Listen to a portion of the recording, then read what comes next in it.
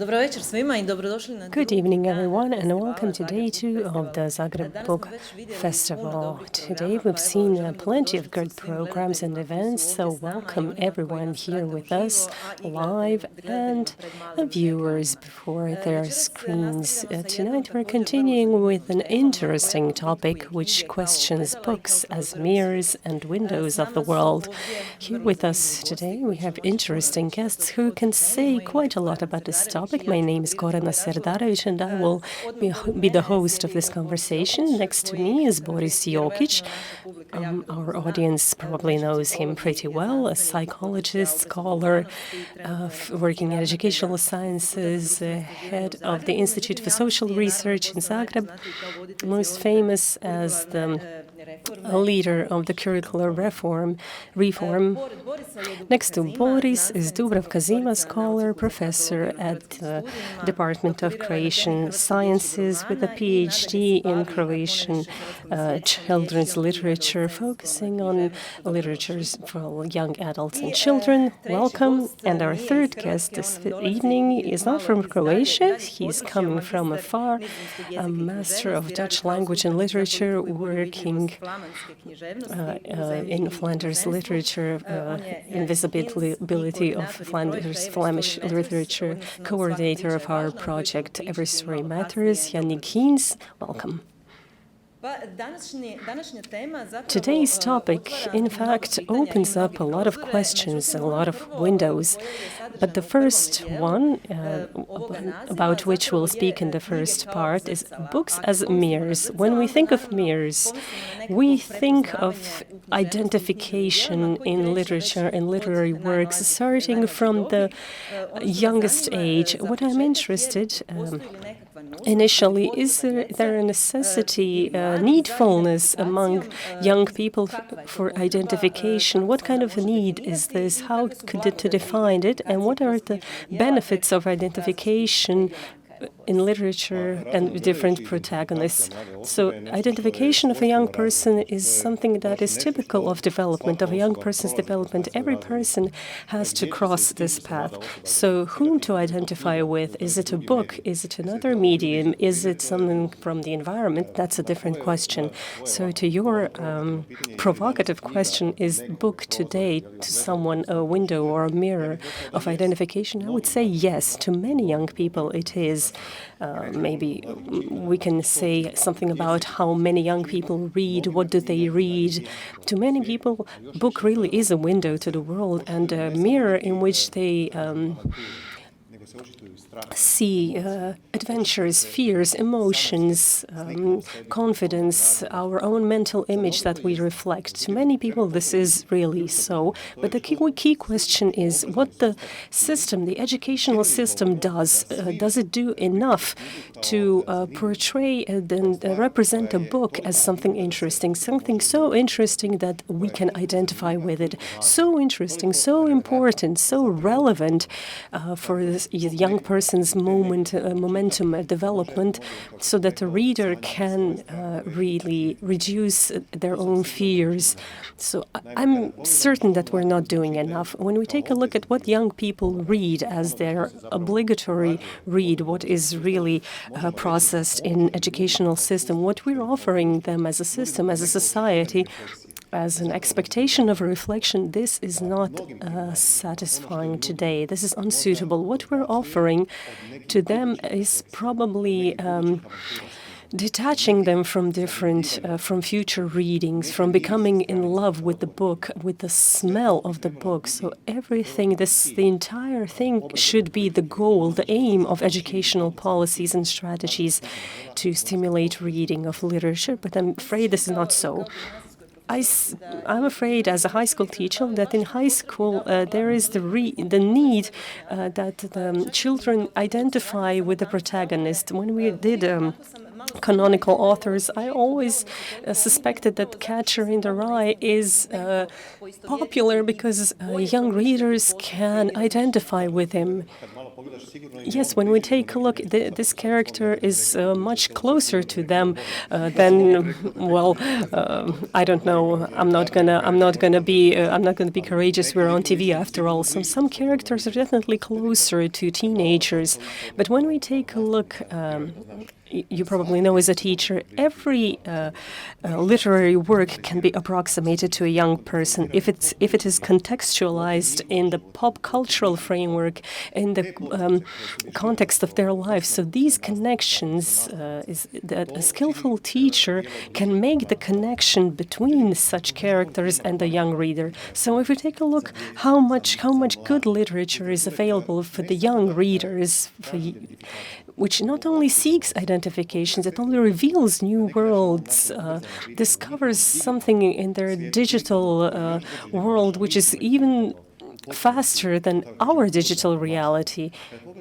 When we take a look, everything is here present. It is all available to them, but what we are offering them is unsuitable to them, what they deserve, and what could drive them to literature, to read as a relevant source, as a mirror, together with music, with film, with other performance arts. What is missing to creation education should be present not only to respect the canon, but also to make an impact on the development of a young person. Dubravka, what is the situation with the youngest readers? Can you identify an author's intention that the reader can, afterwards, build their identity according to characters? When we're speaking about the youngest readers, we're probably speaking about children who are pre-readers, pre-literate children who are being read by adults. So the central dialectical thoughts in children's literature is if a child reader, in their entire age of being a child, the child is always supervised by adults, how they read, when they read, what they read, especially if they cannot read by themselves. But later, the regulation of the reading is in our domain, which means that this topic of identification or any other topic springing from literature and contact between the child and the book is always related to the adult who can influence, make an impact on that. So this is very interesting, and we give them characters of which we think are suitable for identification in any context. This can be inclusion of what we're talking about, the subtext of the day, or any other subject matter. As far as content is concerned, as Professor Boris Jokić said, this pool, so to speak, of what contemporary and older canonical children's and teenage literature offers is immense, and it's not bad, it's not poor, quite the contrary. We can tell that many titles are being published, creation authors write, many things are being issued, publishers are supporting them, and lately I see a tendency that the publishers want to and invest their energy and power in translating contemporary classics and new texts. Perhaps we can say that the classical canonical children's literature is maybe not that well covered, but I don't think this is a big disadvantage. But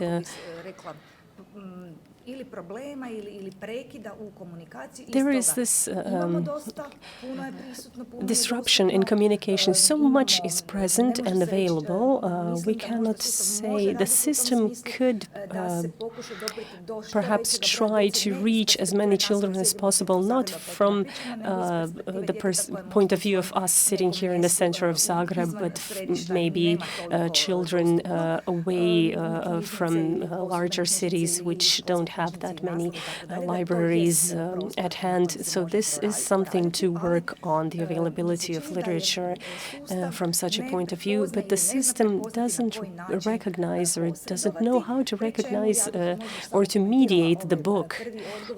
And I would just like to comment on this first question related to the canonical literature and what we're teaching a bit older readers in elementary schools. Everybody knows we'll read children's literature until the 7th grade, and then we start teaching according to the canon, and then they're starting to read in the 7th grade. They're starting to read other classical, not only children's authors, Croatian authors, and we're preparing them for high school, where they will have to abandon their reading preferences and accept our vision of the canon.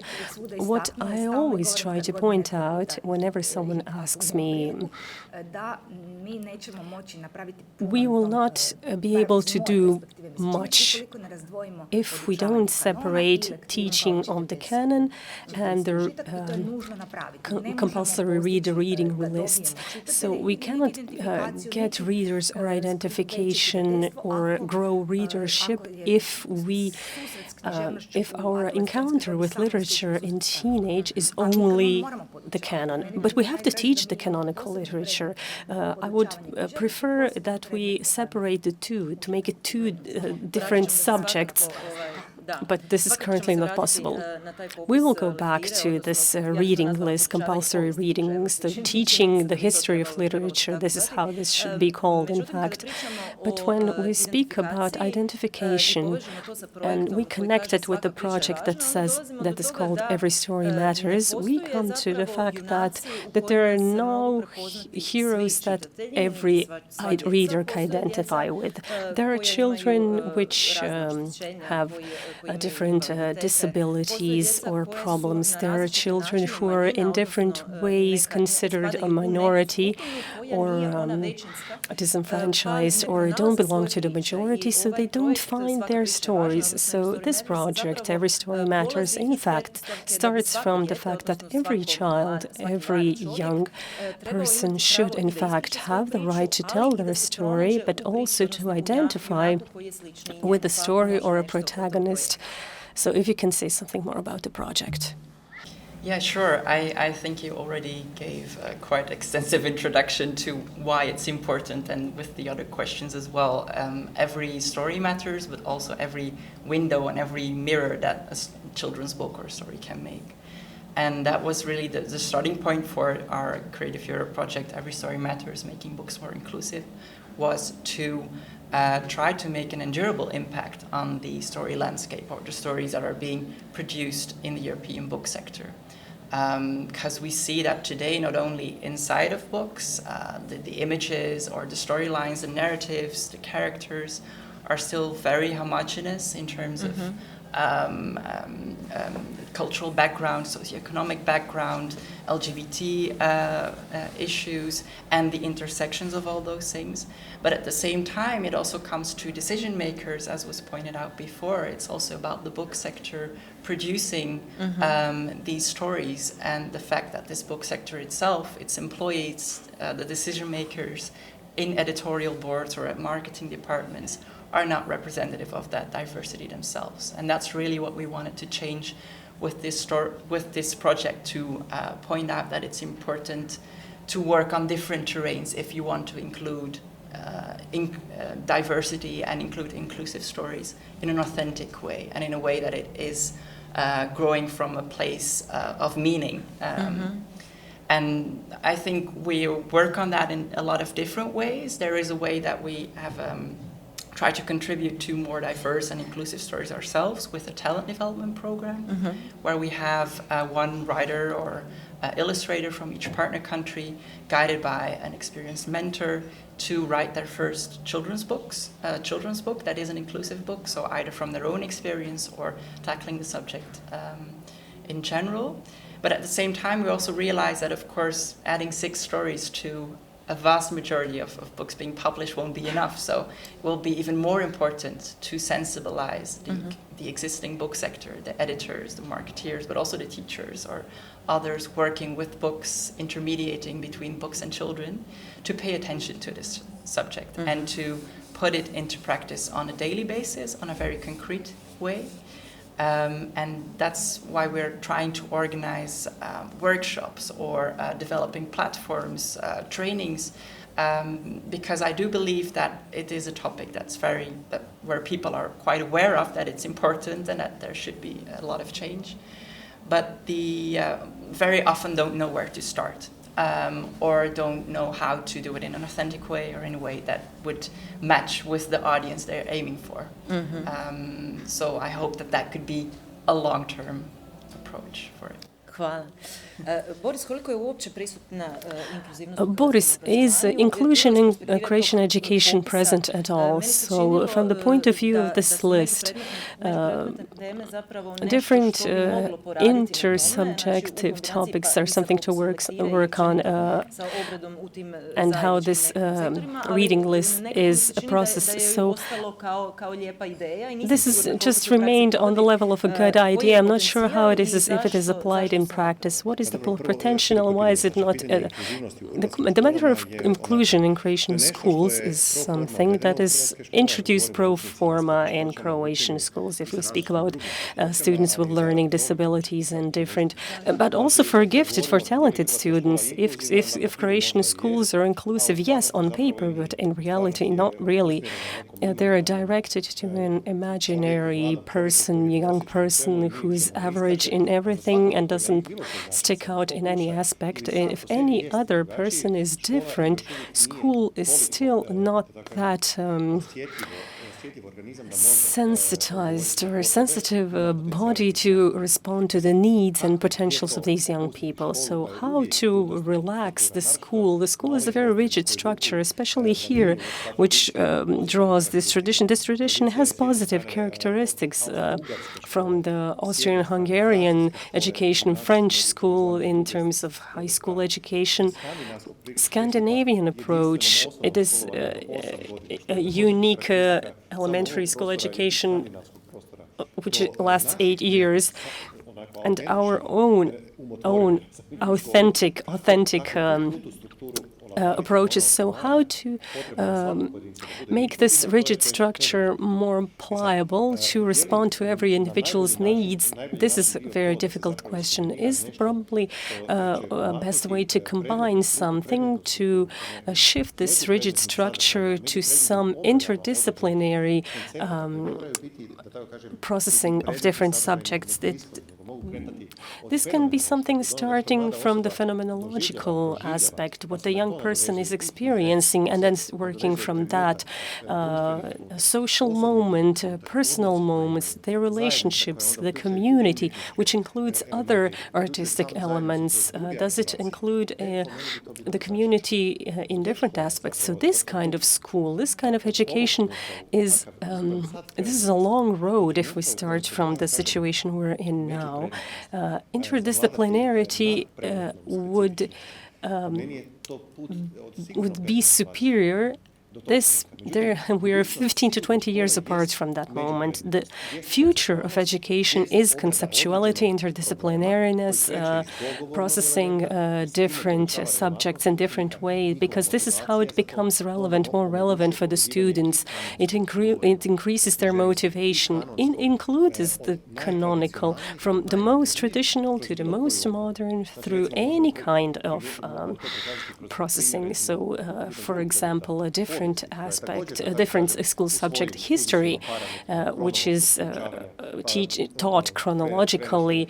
Then you're in the 5th grade, then you start with ancient history, and now you're finishing with the modern days, and you haven't even touched upon any historical moments. So why am I saying this? The diachronic approach to literature as well as history includes what you're saying is to try to respect the need to respect the need for the canon, but also to include the current moment. Croatian can also be taught in combination with other subjects. What Yannick said, inclusion for different young people. So make the school so diversified that the young person can identify with it. I have a feeling that our school, our education, especially in children's literature, doesn't even speak about individual needs of young people and children who are fully, so to speak, in a canon, but are different in some aspect. So this is not, it is a matter later of sexual orientation, but here we're not talking about, we don't have enough literary works that speak about children with different needs, with learning disabilities, with different needs related to their bodies, which may not be that specific. Not even being left-handed is not taught to be something different or diverse. So this is a systematic matter. The system should be sensitized and should sensitize the teenager, the young person, that around them there are people who are not average. So how are they different? Why are they different? So this is a skill, how to communicate good children's literature to, say, a boy who is normative, who likes football, but in fact has an element of a difference, but is embarrassed about it. When they recognize this in the book he's reading, then they create a connection which is psychological, which is emotional. Then they also create a connection with the book. And the moment they create a connection with the book, when they become hooked on it, like a fish on a hook. So when this boy says, okay, this book is great, this concept is great, then they'll want more. Thank you.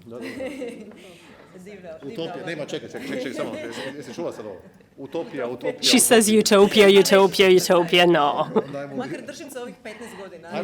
Okay, so, but I'll be optimistic about these 15 years. So dystopian literature in Croatian education, young people in high school, under the influence of streaming services, Netflix, etc. So they introduce to dystopian literature more often than utopian. So because they see dystopia on Netflix more often than utopia. So that's very interesting. You have a whole series, so many young people, third or fourth grade high schoolers who are great fans of Margaret Atwood because of Netflix, not because they took the book in their hands. But when they took the book in their hands, they said, okay, this is not bad. Dubravka, so what is it that we can notice in the history of children's literature? What are the assumptions about the minorities or children with difficulties? Are there representations of these characters that you might have noticed? Thank you for asking me this. Thank you for this question. This is a difficult question, but yes, we can speak about it, especially I suppose that most of our audience, both online and live, know at least some such typical figures in classical children's literature that when a child with disabilities gets the right to tell their story. But I would like to remind you maybe 2 or 3 texts, which I believe everybody knows. Heidi,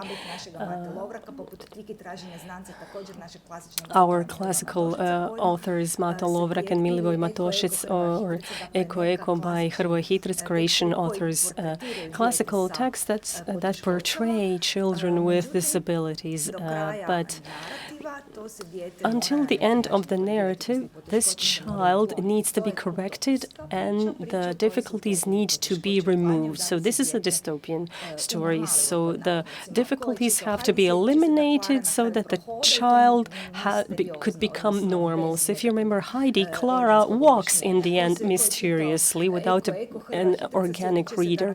Eko Eko by Hrvoje Hitr's Croatian novel. So a child that spent his entire childhood with mental disabilities is finally liberated or healed with the help of a spatial intervention.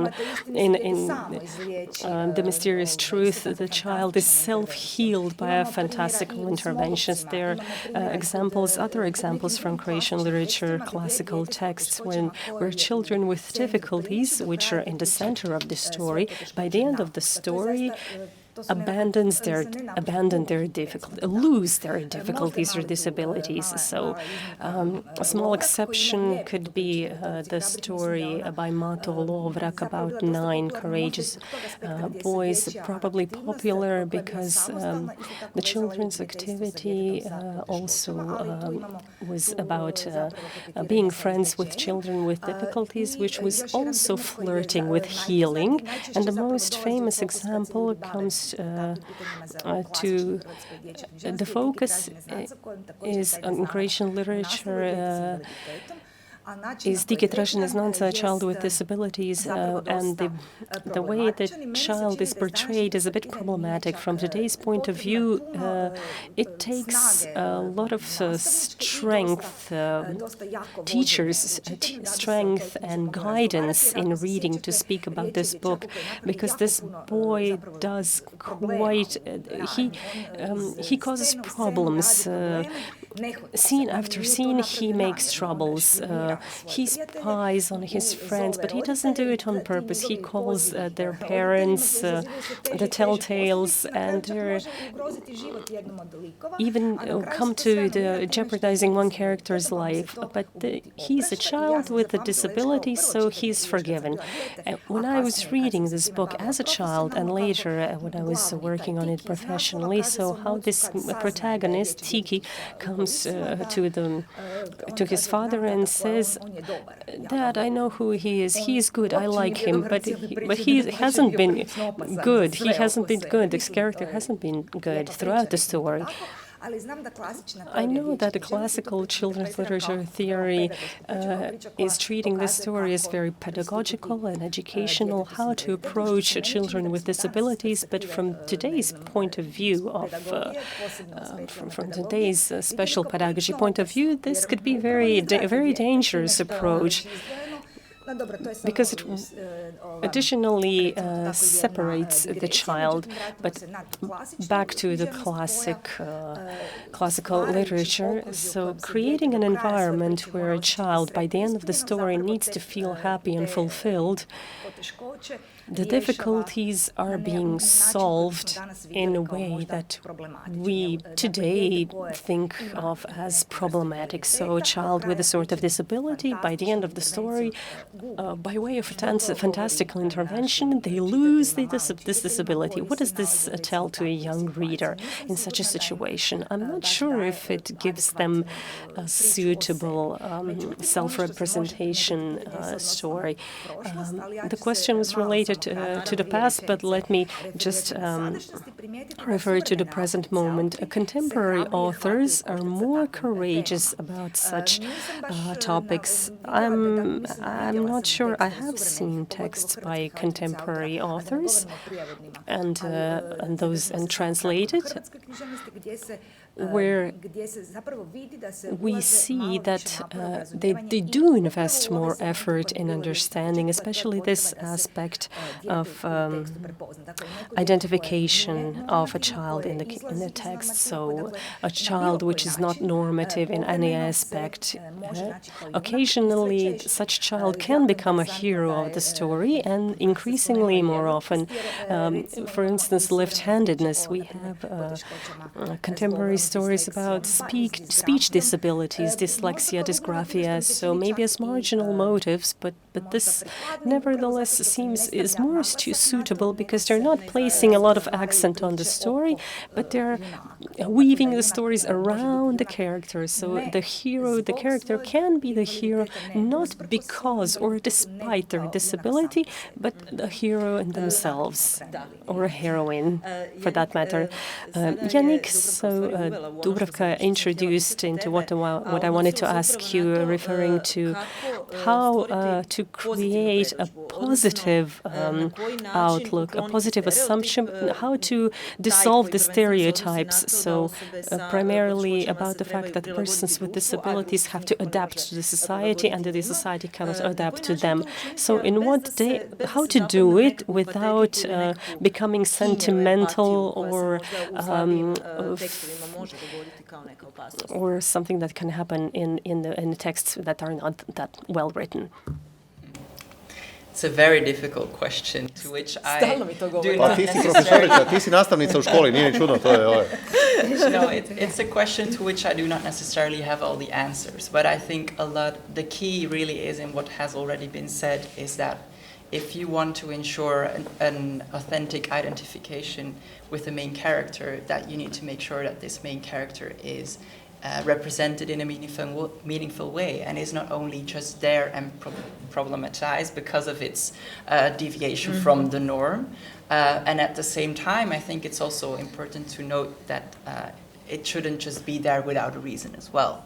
It's really about creating characters that have a multi-dimensional aspect of their personality, that live their day-to-day lives, something that can spark the reader's interest in a very direct way without necessarily problematizing their heritage or their disability, their skin color, whatever. And at the same time, not just using them as poster material and as a background material to make the book more inclusive in appearance, but without actually having it have an impact on the plot, because I think that's also a very common pitfall, or has become a common pitfall. I think I don't know how the situation on that topic is in Croatia, but I could speak for my own language region. It's a strategy to include children with a different skin color or in a wheelchair with another disability in the background of images, in general overviews, but without actually giving them the agency to have an impact on the narrative, or to either in action or in thoughts. Their perspective simply isn't really heard in the book, but in a way it is there, and it is then presented as an inclusive book. While in my opinion, in that case, it's already one step forward, but then you're showing the diversity that is there, but not really including that diversity in the book or the narrative that you are presenting. And I think it's a metaphor that's been used quite a lot. I don't know who originated it first, but sometimes people refer to diversity as a reality, or as being invited to a party to be there as a spectator, but to have inclusion as the ability to dance with everybody, or to change the music to what you like, or to have an impact on how the party is evolving. And I think that is the true essence of inclusion, is that it involves everyone, which is not only an important tool for those minorities who really need these mirrors, but also for the others who don't necessarily see themselves one-on-one reflected in this character because they are not left-handed, or because they do not have a religion that's not the state religion. And that's the power of inclusion, in a sense, that it also makes this entire story, this importance about showing diversity, about people who are the norm as well, because they exist too, of course. But it does make it clear to them that it includes them as well, and that it's really a collective story. I don't know if that's then too naive or sentimental, as you pointed out, but I think there are ways to do that if you just have the right story to tell, and if you do it in a researched and authentic way.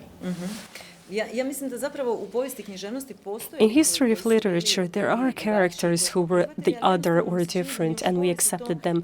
But in school, this is not processed in that way. Don Quixote, for example, who could be ascribed different diagnoses, but he is represented and accepted as a wonderful, positive character, a hero, probably my favorite. So there are such characters in Faulkner's The Sound and the Fury. Benjamin is also an equally worth narrator. He gets a voice regardless of his retardation. He gets an equal artistic voice. So there are ways of including in art, but how hard it is to write good art, good literature. Do you think it is problematic in teaching literature to interpret, to point the students to interpret literature in such way? Canonical interpretations are the ones creating the canon.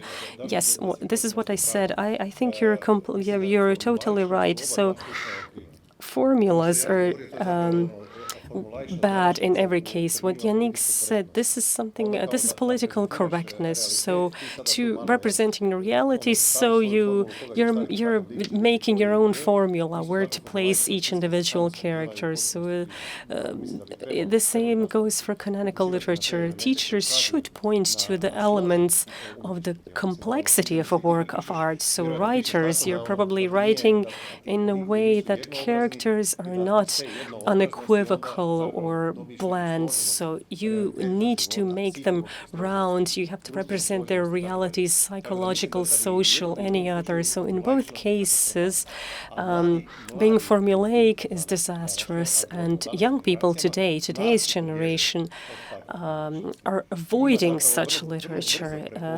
They identified for these formulas very, very quickly. They see when something is not organic. The best characters, when we take a look at canonical literature and in contemporary literature, are the ones which are a bit contradictory, as we ourselves are contradictory in our behavior. And they are the ones who, in a way, motivate young people to think, okay, so this character is like this, but not really. So this other character is like this, but not really. So this is not easy. It's not easy to write such books.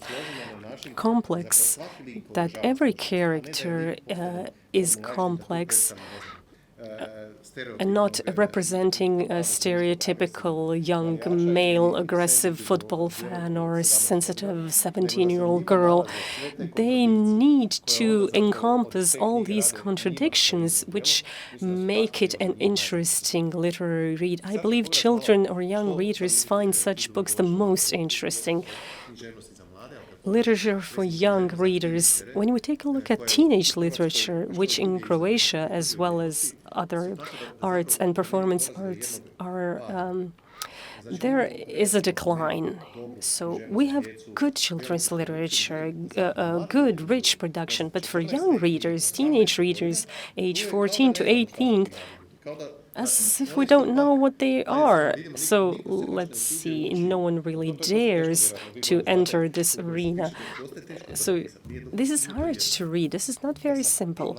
So these young readers now read, they enter these intense reading worlds of fantasy novels of big, huge volumes, and you cannot drive them from their rooms. They read 14 books in a month, and you cannot make them read 20 pages of their school reading lists. Why is this world so attractive? What is it about this world that they identify with? So there is something is different here, and what is different is the complexity of the characters. The characters are not formulaic. They have different development arches, and this is what immerses them into the world in fantasy literature. But if we, as a society, want to make an impact on reading habits,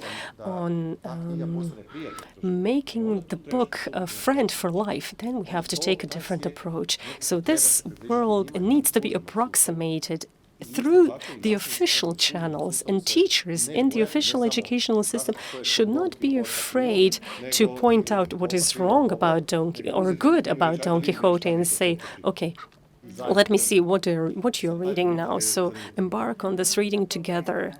So they don't have time or the space in the system. And I would also like to say that our system, the children you mentioned, age 14 to 18, is at 14 they start to read the classical Croatian writers, which they don't find that interesting.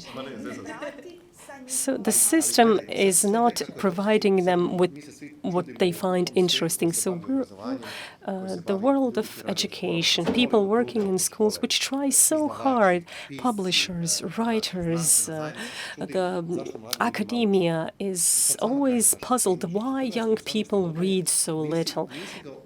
Between the age of 14 to 18, they didn't get hooked. And if they don't get hooked in this world of intoxication with information through different channels, mobile phone screens, they will not go back to this if they don't get hooked.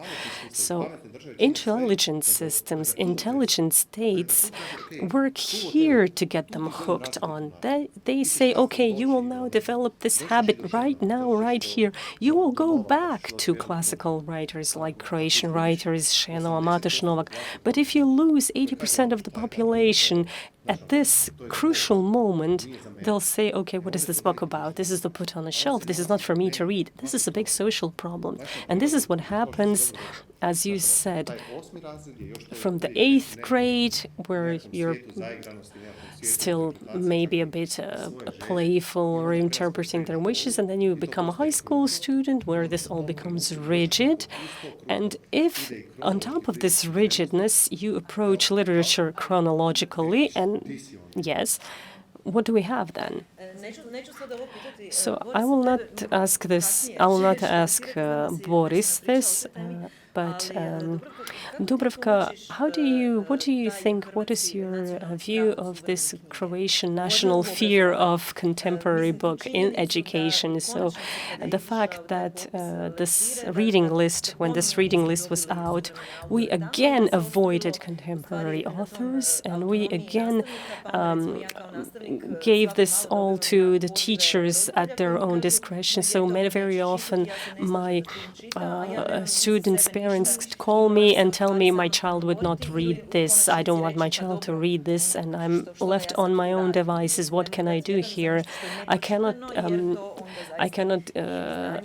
give a bad grade to the student if they didn't read the book. So where does this fear of contemporary literature come from? I don't know. I don't know.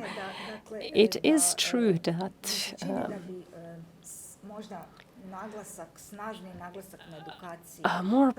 a stronger accent on education of teachers teaching in elementary schools. So an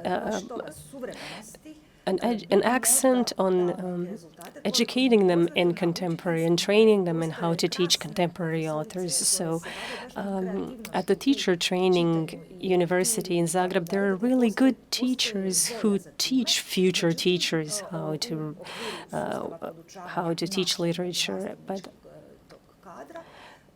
in our system, children's literature is a very small part. This entire system, what they have to learn, and the different combinations of how they teach, why they teach, in this period, maybe they can be the question is how to reach that, how to get there, what is available, which titles, which authors, what they write. So we have a big gap. This is a large uncharted area, which in a way, okay, I know in Zagreb it is very well covered by our libraries, by the city libraries, because they're very diligent librarians who read the lists, who read the books, who recommend books. But a connection between a teacher and the author is not suitable. It's unsatisfiable, because once you graduate from the university, who is there to tell you, who is there to inform you about recently published books? For instance, there are recent Booker Prize winners, or yes, but children's literature, no. For non-children's literature, you have book reviews. Okay, this is, but it is present to a certain extent. But for children's literature, nothing, zero. Where can you learn about new editions, new books published? So this matter is how we as a community treat children's literature. This is a very brief ghetto, educational ghetto from the 5th to the 8th grade, and the systematic social care is lost afterwards, and it all is reduced to volunteering, to librarians and their efforts. But libraries are many and numerous in Zagreb, but if we move a bit more distantly or something, the libraries cannot even get hold of new titles. So how is the policies, the national policies of regulating? This is still I cannot see a way. Yes, it is a great subject. We could go on about this for hours. But as a society, we're chronically afraid of contemporariness. But as a modern society, if we speak about art and schools, we're almost a pre-modern society. Not only in literature, we're not allowing contemporaneity into our schools. When did we ever teach contemporary music? When did we teach contemporary dance in schools? This is not present. We're simply ignoring the fact that this exists. Politics does not allow contemporary anything in schools. Teachers would like that. Librarians, as you said, would also like that. People live in this society and they know that there are many writers, Croatian writers, poets, who write really good literature, and they would like to introduce young people to them. But if you don't have a buffer zone in schools, if the government doesn't allow you to do that, very few people will dare, especially if it comes to objections. And when we take a look at what happened, the system before was flawed in many ways, but in one aspect, in one element, it was good, it was progressive. We had modernity, which was related to schools, to young people, to culture centers. Art was being produced. Living art was present at schools when Krleža was alive and writing before his life ended. He was told, "Okay, you should now become a part of the compulsory reading listening." He said, I'm not sure they would take me. No, I'm not sure, my works are too boring for children. I should probably explain a bit to them. Why am I saying this?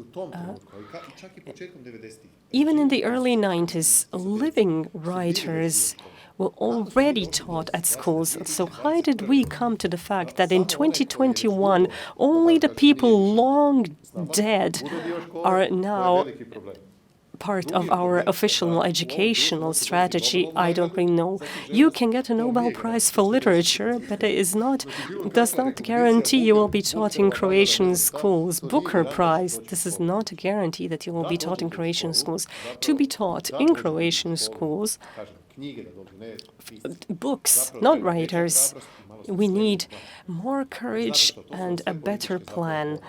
So these are all political struggles. What will be part of the canon? Where will this canon be placed? Who will print and publish this canon?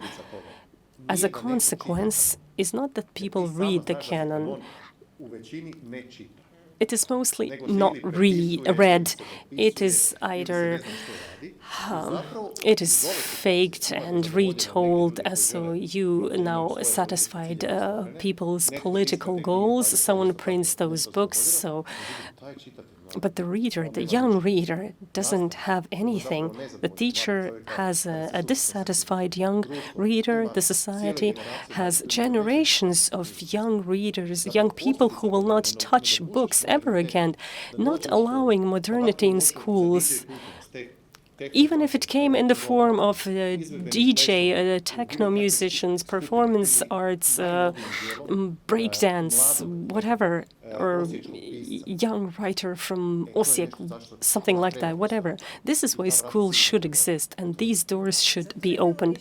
The solution would be to create space for literature, to maintain both the canon, because the problem with the canon is once they leave high school, they were never encountered ever again. But they do need another second space.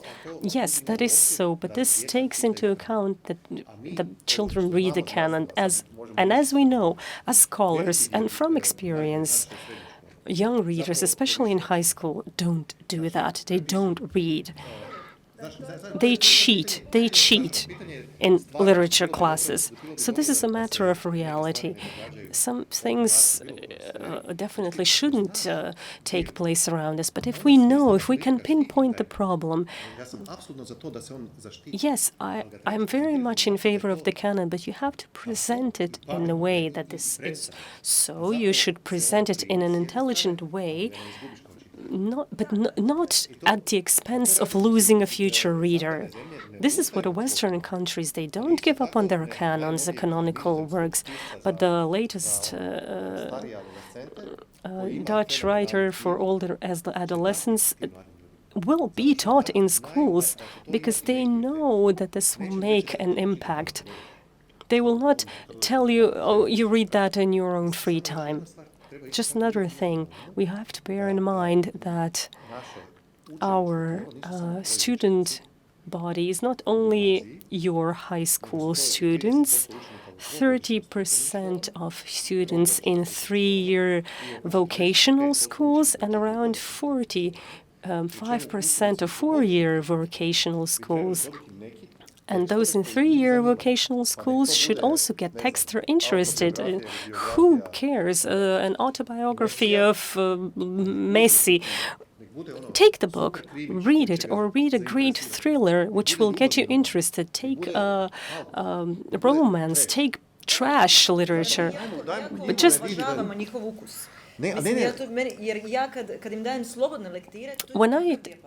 when I give them a chance to choose what they read, what they're interested in is very broad.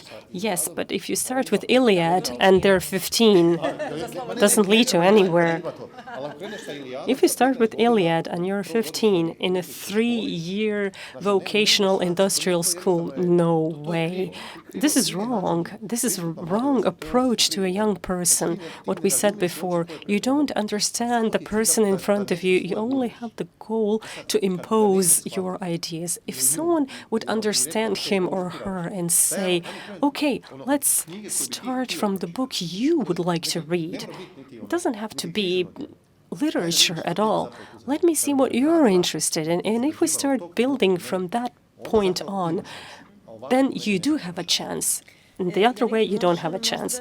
Yannick, could you give us an example from home, so to speak, how reading lists in schools are selected? Does it depend on the teacher? Is there a compulsory reading list? So this window, book as a window, skips a lot of things. So we have the book as binoculars, but to the past, not to the future. What is the situation in your schools as part of reading lists and compulsory reads is concerned? Well, that's classic canonical literature is being taught in schools, but as I get from the discussion with the other panel guests, it is less centralized or less obliged in a certain way. And a lot of efforts are made to make them contemporary and make them interesting to a young audience. But what is very important is also the reading motivation of teachers themselves. A recent research was published about the importance of having teachers who are themselves very interested in literature and in reading. And that was quite, eye-opening in a way that in the education of teachers themselves, very little attention was being given to how you handle literature with your students and to encouraging, enjoying reading as a teacher yourself. Because if you don't experience it as a joy yourself, of course, you won't be able to transmit that joy to your students. We have in Flanders at least, we have a list of canonical works from a Flemish perspective, because of course we share a Dutch language literature with the Netherlands, which is being used in the educational system, but not on a one-on-one basis. And they really are making an effort to connect it with different types of canon, or to open up the discussion about what is not in this canon as well. It is one that's directed to authors who aren't alive anymore. They don't include authors who still publish books in these days. But they are also aware about the fact that even if you look at past authors, they are always issued from a very specific group of people who had the opportunity to write from a socioeconomic perspective or from a male perspective. And a lot of effort is being made in opening up that discussion, which is mainly interesting for pupils in our schools who are also a very diverse generation and who do not see themselves reflected in those authors either. And I think that is maybe a subject that we didn't touch upon yet, but also the encouragement of writing yourself as a child, I think, is important. Characters can be a very important role model in a book, but in a way the author and the illustrator are important role models themselves as well, because they do show that loving literature and loving books is something that is valuable, that it is a career you can pursue, that it is something you can earn a living with, or at least try to. And that is also a main blockage on the road to including those diverse demographics in the publishing industry or in the culture industry, because it is not really encouraged to see a writer as a role model in current society, which I think is a shame, and which helps to address in education. Hvala vam svima, jer mi moramo polako privoditi ovo kraju. Ja ću sada kao zaključak reći da... Thank you, everyone. I would just like to say, as in conclusion, when we speak about inclusion and when we speak about the broadening the mind, something that can spring from books, the problem is in this rigid canon which cannot be shifted or altered, so we don't have the ways of implementing contemporary literature, which would then represent different voices and open up a room for new authors. Thank you very much for being our panelists. It was very pleasant. I hope our viewers also enjoyed this.